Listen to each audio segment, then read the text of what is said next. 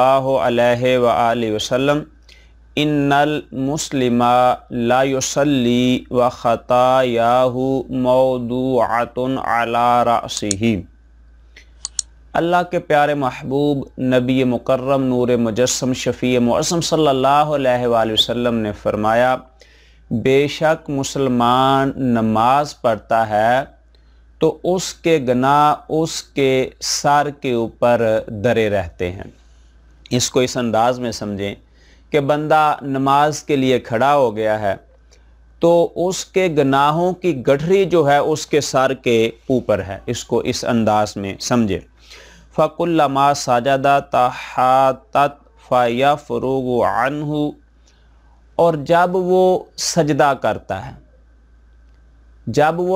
करता है तो उसके गुनाह जड़ते चले जाते हैं, जड़ना शुरू हो जाते हैं, वो उसके सर से उतरना शुरू हो जाते हैं।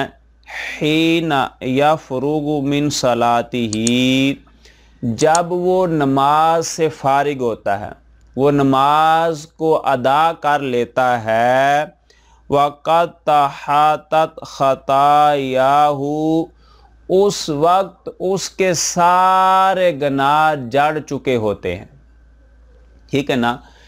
मतलब ये है, हदीस का मफ़हूम ये बनता है कि बंदा नमाज के लिए खड़ा हुआ, उसके जिस्म के साथ गुनाह जो हैं वो जुड़े हुए थे, गुनाहों में वो जकड़ा हुआ था। अब वो नमाज के लिए खड़ा हो गया और फिर वो सजदा की हालत में गया। उस नमाज की बरकत की वजह से, उस सजदा की बरकत की वजह से उसके गुनाह जिस्म से जड़ना शुरू हो गए हैं। मतलब क्या कि अल्लाह ने उसके गुनाहों को माफ़ करना शुरू कर दिया, और यूं ही वो नमाज से फारिग हुआ तो अल्लाह ने उसके सारे गुनाहों को माफ़ फरमा दिया। ये नमाज की फजीलत है, ये नमाज की बरकत है कि आप जो नमाज अदा करते हैं, अल्लाह उसकी वजह से, उसकी बरकत से आपके गुनाहों को माफ़ फरमा देता है।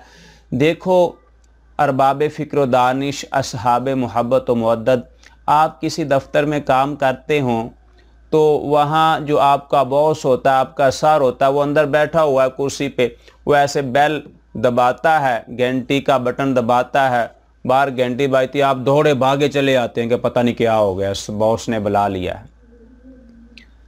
तो इधर पूरी कायनात का मालिक और उसका प्यारा महबूब सल्लल्लाहु अलैहि वसल्लम, अल्लाह और उसके रसूल की तरफ से आपको बुलावा आता है, आपको बुलाया जाता है, हय्या अला सलाह, नमाज की तरफ आ जाओ, हय्या अलल फलाह, फलाह की तरफ आ जाओ, कामयाबी की तरफ आ जाओ।